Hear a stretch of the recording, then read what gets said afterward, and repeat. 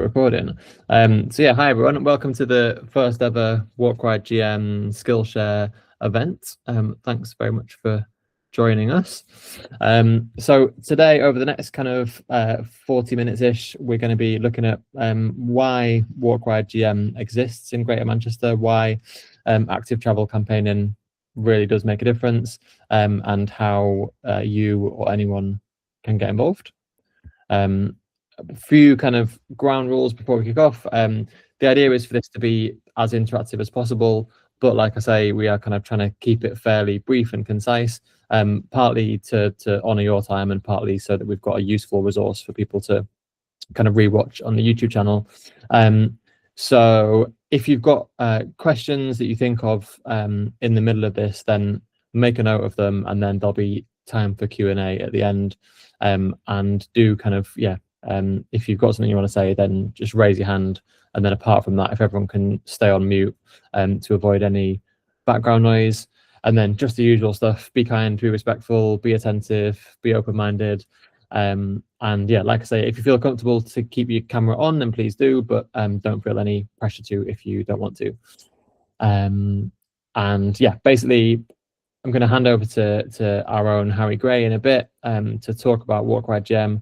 After that, there'll be a chance for questions and answer, and then we're going to spend a bit of time at the end, probably in breakout rooms, setting our kind of personal actions for what we're going to do next. So what are we going to take away from this, and what we're going to do in the next couple of months. And yeah, aiming to wrap up by sort of 8:45. So yeah, as I say, just be thinking about any questions you might want to ask off the back of the talk, and any actions that you might want to take away. So there we go. I'll hand over to Harry. Thanks, Harry. Thank you. So yeah, Ben asked me to put together these slides, and I've already actually presented something quite similar before, but I've updated it for this event. And you know, I'd just like to introduce myself first. So I'm on the steering group for Walk Ride Greater Manchester. So is Ben. And basically there's about 8 of us on the steering group, and it's a voluntary group. We commit to meeting once a month or once every month or so, and sort of keeping the campaign on track, let's say, on a Greater Manchester level. So my role within the steering group, no one has like a specific role, but we all have our kind of interests and things that we're interested in. And I guess something I'm interested in is kind of the sort of big picture and like what campaigning is and like what the direction of campaigning should be for Walk Ride Greater Manchester. And obviously that's kind of like in the abstract, and I will be presenting these kind of abstract thoughts through this presentation. But the way that I've laid it out is so that there's kind of instances where you can understand where you can take that and deliver it into like your own community or local campaign that you're trying to enact. So yeah, am I doing the slides? Oh, brilliant! This is good, isn't it? I've not done this yet. You can if you want to, or I can. It's up to you. Yeah, I can do it. I didn't realize it was on my screen. That's great. So here's like, I guess the motto really. It's like what we're trying to do. We're campaigning for walking, wheeling, cycling to be the natural choice for short journeys in Greater Manchester. I mean, it's kind of obvious that's what we do, but it's important to just say that that's the sort of the message behind the campaign. This is, for me, is more important. It's like, it's obvious to say that we're campaigning for active travel, walking, wheeling, cycling, but realistically, that's kind of a big picture thing. It doesn't really mean anything. Like what we're actually trying to do is quite specific, and it's quite targeted. Which and I can, in my mind, this is how this is kind of what Walk Ride's adopted, but this kind of came from my sort of, I don't know, in my mind, it was like the way that I broke down what I was already doing as a campaigner. And actually, I went to see a talk with CamCycle last year, and we'd independently got to the same kind of approach. They had something very similar to this. It was worded differently, but these kind of categories of the 3 categories were quite similar. So yeah, broken down into 3 things. Our role is to influence policy and decision makers. So we have to influence people. That's really important. And that kind of is a massive guiding principle of every decision we take, is, are we influencing people, or or is what we're doing detrimental? You know, you can have a good intention, but sometimes it doesn't land. So we've got to influence people. But how do we influence people? You can't just say, oh, wouldn't it be great if we had this, you know, this bike lane or this public ground? We have to set an agenda. We have to show people what a better future looks like. So setting an agenda is the second part of the sort of the free. And I'm going to go through these with examples and ways that you can do this in your, like at the sort of, you know, the micro level within your community, and then how we do it at Walk Ride GM, I guess, on the bigger, like the GM level, let's say. And then those two things on their own aren't enough, because if you just don't do those two things, the person you're trying to influence might say, well, who are you to say all this stuff? You know, you're just, you know, they might say you're just a cycle campaigner. They might just say, you know, you're an individual and you're not, you know, you don't represent. And if it's a politician you're trying to influence, they might say you don't represent the constituency. So it's really important that we, although we might not, every time we speak, we might not be speaking for everyone. We have a sense that we're backed by some people. That might be some people on your street, like your neighbors. It might be, you know, friends that you have. It might, you know, it doesn't have to be the world, you know, it can just be a sense that you're part of a community. And I think that's a really important thing to say, is that being part of the community is what gives you salience. Like being an individual is quite, you know, decision makers, policy makers, they like the idea of communities, they like the idea of, you know, consensus. So let's start on the first one, influence policy. So show how change can make a positive impact, and positive impact is a big one, because there's a lot of negative stuff online at the moment about, you know, the world. And I think our role is to be positive. And if we are positive, we can actually really have a big impact, because people aren't actually expecting positivity, actually. I think that's kind of a bit of a secret weapon, really. Oh, I've got a slide in there. Was there supposed to be something on that slide? Let me have a quick look. Oh, it's just an empty slide. I don't know why. So the first, sorry, let me just jump back. So the first thing, I'm not sure if we can show the video, and I don't think it even matters to show the video, because you can just look on YouTube yourself.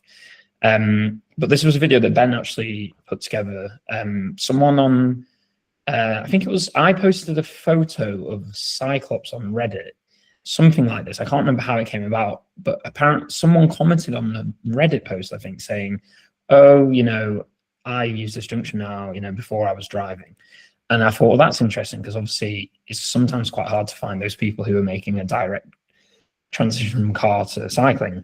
So, you know, I got Ben, I think Ben reached out and messaged him, and we ended up doing a video with him about his journey from, you know, driving basically everywhere to now cycling with his kids. And one of the key things about the video was he'd gone from 2 cars to 1 car. And I think, you know, the purists maybe would say, well, you know, 2 cars to 1 car isn't that, you know, being a bit smarmy maybe as someone who cycles everywhere. You might think, oh, well, you know, 2 cars to 1, isn't that just not even a big deal, right? But I think, you know, we've got to, again, it's like backed by communities who demand change. It's like you've got to have, and this consensus thing, you've got to think about, you know, the everyday person, like what most people are doing, you know. And we are in a situation where lots of people have 2 cars, and the idea of selling one of the cars is actually quite a big deal. So you've got to go to where people are, I think. So yeah, this is kind of in terms of the influence in policy, you know, show how change can have a positive impact. This, you know, you might think to yourself now, well, I'm not going to make a, you know, production video, you know, to this standard. You know, how am I supposed to have an impact? But this is just showing what Walk Ride Greater Manchester is doing. But underneath this kind of stuff, there's a community of people, a lot of them on our Discord actually, who are working together to do this on a more sort of like on a smaller scale, but having the same kind of impact. So one of the things I've noticed that's been really impactful is you'd see on this it doesn't actually show, but basically this is a Facebook group for Stretford. I think it's called like Stretford M32, or I actually don't know the postcode, but yeah.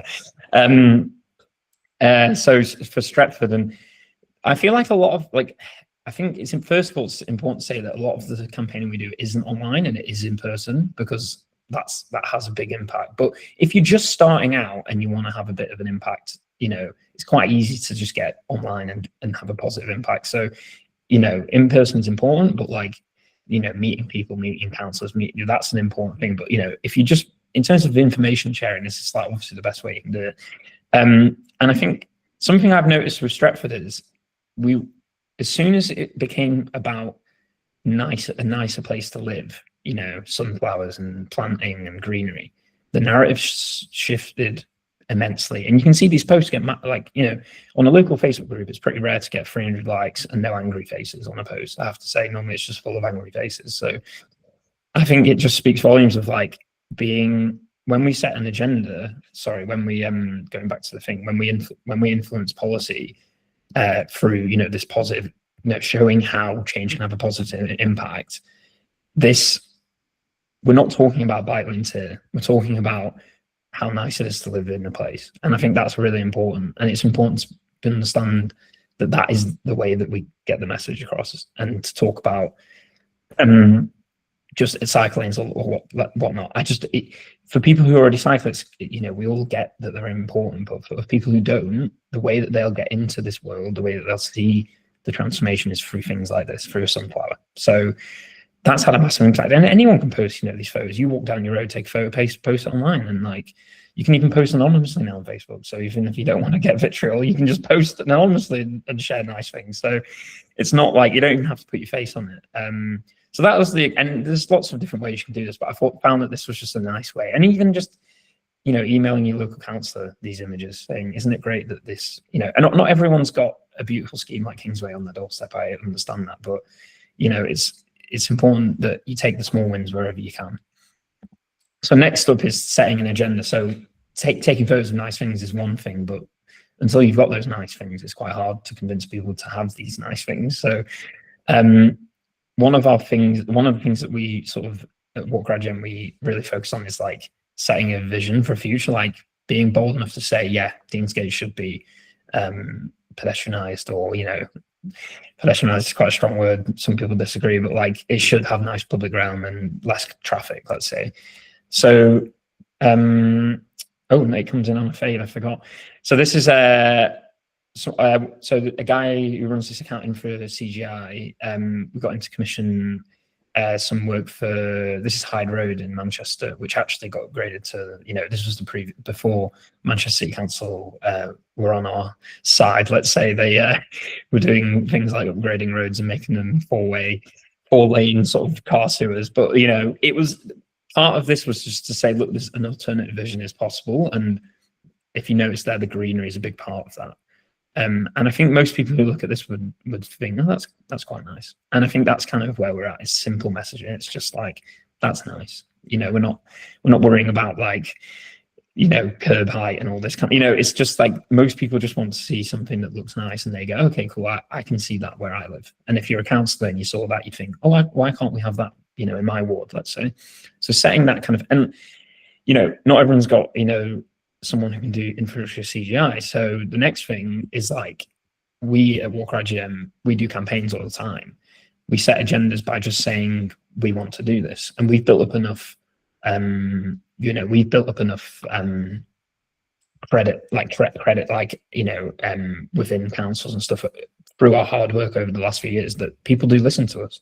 So we, on our Discord and our email, we sent out requests for WalkRad members to basically email the local councillors and say that they want e-scooters to expand across the city. And we don't really have a particular strong favour for e-scooters, let's say. It's just we feel that e-scooters are a good way to get more micromobility operators in the city compared to, let's say, Beryl, who we feel have been pretty poor. So it's kind of being tactical in that sense. So yeah, that's something that, we organise at WalkRad GM. You don't maybe, you might think to yourself, I don't know where to start. Well, you don't have to start really, you don't have to start anywhere particular. You could just start by, joining the Discord, seeing what campaigns we're doing, and just sort of putting your sort of hat in and, you know, emailing a councillor based on one of our campaigns. And we'll put like template letters and everything, so you don't even have to think what to write, that kind of thing. And that's kind of what we're trying to do, is kind of make it easy for people to get involved, not put the burden on people who, you know, work in jobs and stuff. You know, we don't want people to have to do too much work. We want people to be able to get information to their councillors easily. And the last one, communities who demand change. This is a massive one, because we have to have allies and connections. I said this at the start. And when I first started Walk Ride GM, we were quite an isolated group. Like, we were just Walk Ride GM. And we were campaigning on things, but we didn't have this connection to, we had an active travel community, you know, we had strong active travel people who we represented, but we didn't have a strong alliances with other groups. So a few of us in the steering group took it upon ourselves to really, you know, reach out to these organizations. People are already campaigning. What's the point in campaigning on something when someone's already campaigning? We might as well join up with them. So it's, I think even, you know, these alliances, they might not have to be, you know, it could be an organization like we see here, but it could just be a neighbor, you know, it's that kind of thing. It's just building an alliance, communities of people. That's, you know, politicians won't listen to you unless they feel like you represent a wider community. So these are the sort of things we do. We do school streets. That's a massive community thing that shows that, you know, when there's kids cycling to school, walking, scooting to school, and we're putting our, you know, the Walk Ride GM logo on that, that's a big thing, because that shows to councillors and leaders that we do have the community. You know, we're organising these events. We're part of the community, and also our awards evening. You know, getting people in person is a massive part of what we do. We started in lockdown. Well, we didn't start in lockdown, but a lot of our events kind of it started around lockdown, and a lot of what we did was online. And obviously I'm doing a webinar online now, but it's actually quite rare that we do something online like this, because we like to do things in person. We like to talk to people, and that's how you really get things to happen. I think it's human connection, really. Behind every decision is a human, you know, until AI takes over, but until then it will be a human who's making decisions. So you've got to influence those people. And I think showing that we're a community with these events, you know, people come to, you know, politicians, officers come to these events and they think, oh, okay, this is a movement, this is a thing, you know, it's not just a load of people online complaining, you know. So that's kind of the main thing about community is sort of validation of what you are. And the results, and obviously I'm time limited, so we could talk that, you know, actually quite long about how much we've achieved. But one thing I wanted to really highlight was something tangible, which was we campaigned to save a cycle route through the university, MMU, Cambridge Halls, Cavendish Street it's called. And, you know, without Walk Ride GM, this wouldn't have, you know, I worked behind the scenes on this campaign. We would not have stopped this from happening if it wasn't for our intervention. So, you know, we can say that we saved this cycle route, and it was, you know, it was people in the steering group who contributed to the sort of organizing of it, but then it was people on the Discord, you know, people on our email who were like the sort of workhorses who were like emailing people, signing this, doing that. So it takes, you know, a big team to do something, even if it's a few individuals organizing it. And it just shows that, like, those three pillars come together and it creates results like this. And you can see front and center there's councillors there, you know, stood on a ticket to save a cycle route, and I don't think that would have happened 10 years ago. And that just shows how far we've come as a campaign group to sort of normalize what we're trying to achieve. So yeah, I think that's it. And yeah, I'm just conscious of time. So yeah, any questions about the presentation or just in general, I'm happy to take. And I'll just pass back to Ben anyways, since he's organised and leading this, so he can take it on. Nice one, Harry. That was great. Yeah, does anyone want to ask anything?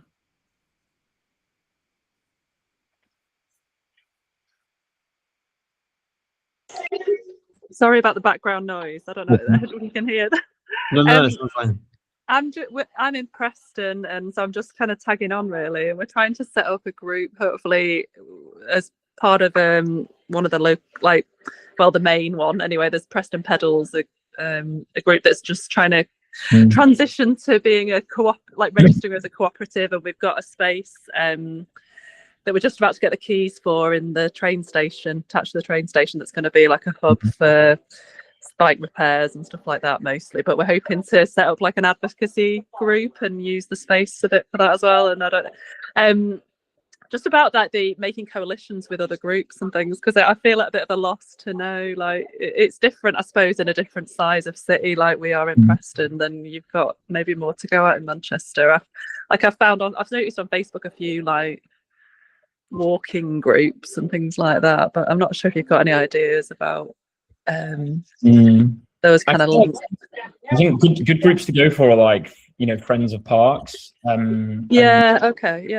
Groups that are like they're like tangential to active travel. They're sort of people who care about a sense of place, you know. Yeah. Okay. Look at. Yeah. And some of you might not be on. It just depends. I'm from Preston, so I know. Oh yeah. Oh right. Yeah, I'm from. I'm from Goosner, so. Okay. Oh, it's cool. Yeah, so I know the city really well, and like obviously I left quite a few years ago, so I'm not too sure on those kind of. I was a teenager when I lived there, so I wasn't so much involved in community groups. Yeah. Oh. But like, I think just if you can't find someone within what you're doing specifically, it's like always just broaden it out towards something a bit further. So, Friends of Parks, climate action groups, we've had good. Okay. Yeah. You know, stuff like that. I just think. Yeah. Okay, that's good. Yeah, I think there is some parks. Yeah, groups. That's a good point. I never really thought like so tangentially as that. That's a good idea. Yeah, so we can try to start doing a bit of that. And yeah, we've tried. We found the People Powered Streets like group quite helpful. I haven't been as active the past few weeks. I've been a bit like, but it was really useful. Like we managed to. I think we seem to have managed to stop what was going to be a removal of a bit of mandatory lane on like in one area. I've just found out today that, so in terms of, you know, like with finding a few specific target on the ground things, like I joined the Active Travel Cafe earlier and they were talking about guardrails, and one of the new schemes, which isn't, I don't think it's exactly an active travel scheme, but they are putting a bit of bike lane in as part of it, but it's full of guardrails everywhere. Yeah, that's a big issue. So yeah, we just it'd be good to, hopefully there is a few people that I've picked up through the Facebook for Preston Pedals who seem interested, and hoping we can get together and start get that kind of connection with the council, which Preston Pedals already have a little bit with, like they get some funding from them and things. So you've just got to find the right people. You know, it might. There's always someone with us, sort of so it's just about finding that person and in terms of like different groups around the Northwest, there's quite a few different groups kind of you know, like I know in Merseyside they're sort of talking about setting a group there that's similar to Walk Ride GM, and so I think and because we've got this Making Active Places conferences on in September this year. So we're thinking of doing an event for that. People across the country, and you know, with the focus, I guess, on the Northwest, as that's where we are. So yeah, I think watch your space on that kind of thing, and it'd be good to have you along to events in Manchester we do that are a bit externally, you know, and even if you want to come to events we do anyway, like that would be a good set. It's always good to have people from different places. Yeah. Good. Yeah, that's what I was hoping this year. Once gets kicks off a bit better about weather and get out a bit more. Yeah, that would be great. Like to learn. Thanks a lot, Fran. Yeah. Is there any more questions? Hello, I'm Joe. I am based in Lancaster, and Lancashire is has a combined county authority, and I think it's on the way to becoming a mayoral authority. And obviously, we need a group to set a sort of driving line in terms of policy, exactly like Walk Ride Greater Manchester has been doing. And I know that there are existing groups like in Preston, and in Lancaster we've got Dynamo, as well as like a sort of secondary sort of group focused on a single infrastructure project.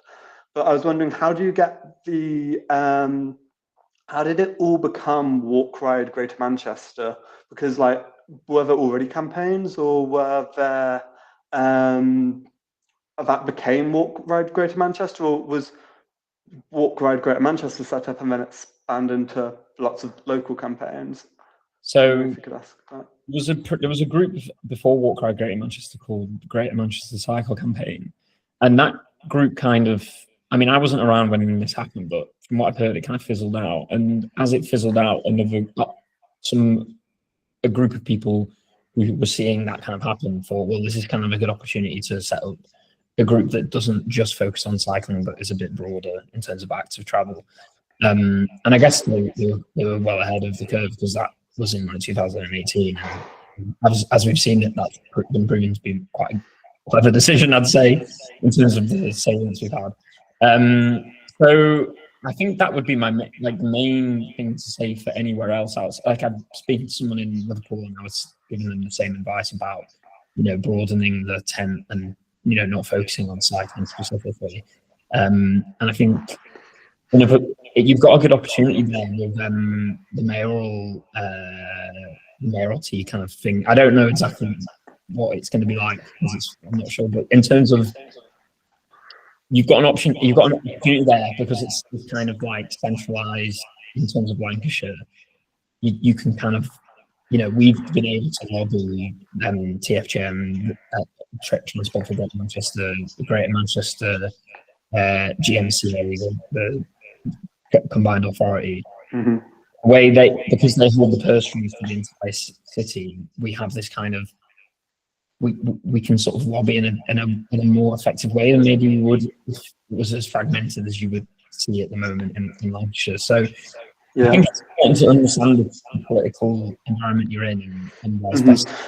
So I was doing some research into it yesterday, and it seems like the combined county authority, that all the county council, Blackpool Council, Blackburn and Darwen, all the current transport authorities are all folding into the county combined authority, and then their projects are being executed through the existing authorities. Yeah, now at least. I think that's a good thing, though. Yeah, because if you set up a group now, you could set up a group like Walk Ride Lancashire. Let's say you could have a team of people basically from across the whole of Lancashire, and obviously you can pool resources easier there because you're not as fragmented with the scarcity of campaigners, let's say, that are spread out. And you could probably use that to your advantage, and then because that Lancashire body will hold the purse strings for all these schemes that they'll be developing, you'll be able to lobby them and sort of and try and influence that kind of core decision making block. I always think that since Manchester's got its own devolved powers and centralized powers within GM, I feel like it's got more serious in terms of what the city thinks it can achieve, and I think as a campaign group, we've been able to tap into that as well. Awesome, thank you. Might be time for one more really quick one if someone's got a burning question.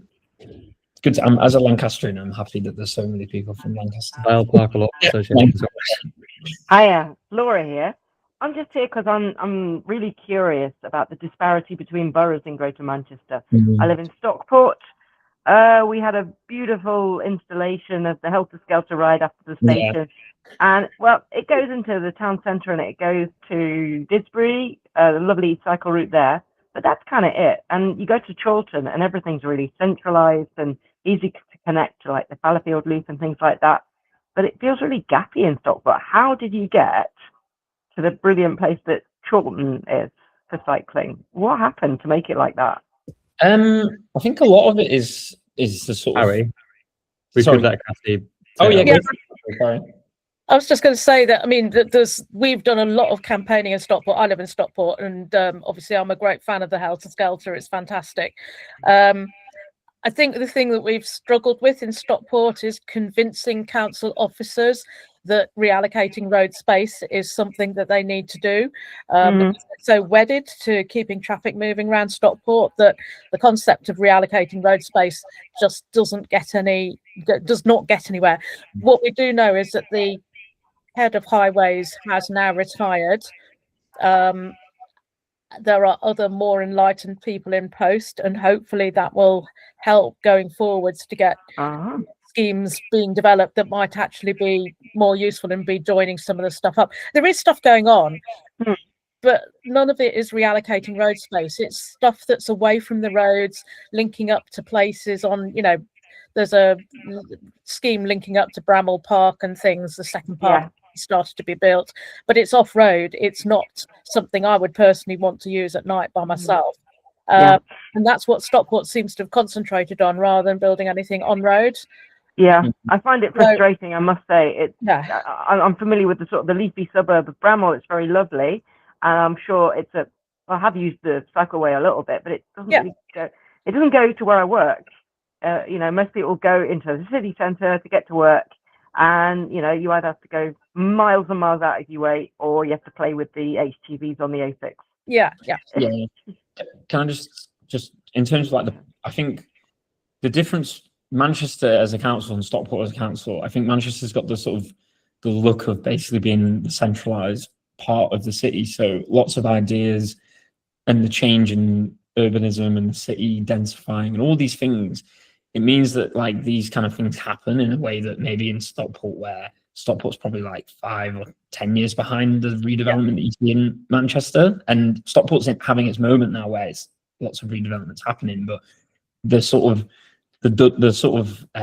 establishment way of doing things kind of lags behind, the way that people on the ground want things to change. So I'm optimistic about Stockport just because I think, for me, the way that it's developing as a town shows that eventually it will become inevitable that these decisions will have to be made. But yeah, sorry, I'm gonna spend too long on that. Go on, Ben. Thank you. So we're going to go into sort of setting actions in a bit in breakout rooms. Before we do, Harry, you mentioned the Discord in passing in the middle of the presentation, but I think maybe not everyone will be familiar with what that is and what it's for. Could you do a really quick summary of why we love it and what it is? Yeah, so the Discord is basically it is the hub of our campaign. So it's kind of like a gatekeeped area for all. There's about 400 odd people in there from our campaign, and it's kind of like a chat room mixed with a workspace. So it's quite informal, and everyone's sort of chatting and discussing, sharing photos and memes and links and all that kind of stuff. But then every so often there's a coordinated effort to actually get stuff done, and I think that's what makes it so useful, is that kind of hive mind activity that we can get from Discord. To, for instance, with the Cavendish Street cycle lane, that was organised through Discord, and lots of our stuff is. So it's a really nice space if you want to just get stuck in, to some of our campaigns and follow along what's happening. And it's been really instrumental actually to the growth of the campaign, because we've brought a lot of new people in through it. Thank you. Cool. Hi, Tiffany. I'll just send a link in the chat for it while we're doing this breakout. Yeah, do that. I am going to send a follow-up email though, which I'll that's fine. link in there as well. Yeah, so we've got 7-ish minutes left, and I'm going to split us into breakout rooms of 3 or 4 people. Basically, the idea was to just have a really quick kind of share with the group of what you're going to take away from today and what one thing you're going to do to try and move the needle on active travel where you are. So it's not got to be a really big thing. It's not got to be dramatic. The idea is it's something that you're going to be able to achieve in the next month or two. So one thing Harry mentioned was putting a positive message in a local Facebook group. That's a really nice, easy win. We've mentioned contacting your local councillor. One thing that's really good is kind of meeting up with the councillor to have a walk around the local area and talk through any concerns you've got. There's linking up with your local walk ride group, or even setting one up if there isn't already one. That's again something that we as a steering group can support you with and help you link up with people that live nearby. And then another big one at the moment is there's a really big document called the Local Transport Plan that's in for consultation at the moment. So this is going to affect transport, including active travel, across Greater Manchester for the next 20 years. And we would love it if as many people as possible could respond to that with their thoughts. As Harry mentioned, we've kind of got like templates of how to do that. So we've kind of made it as easy as possible. We've also written out some pointers for what we think maybe needs looking at on that plan. But equally, people can kind of spend as much or as little time on it as they want, and just kind of go to town on responding to the document. But it is quite a lengthy thing, just so you know. So I'm going to put us in breakout rooms, and I'm going to set a timer of 5 minutes. So it's going to be a bit of a quick one. But yeah, share what you want to get on with, what your action is going to be, and then we'll come back into the main room to say bye. Okay, hopefully everyone should end up in a room. Great.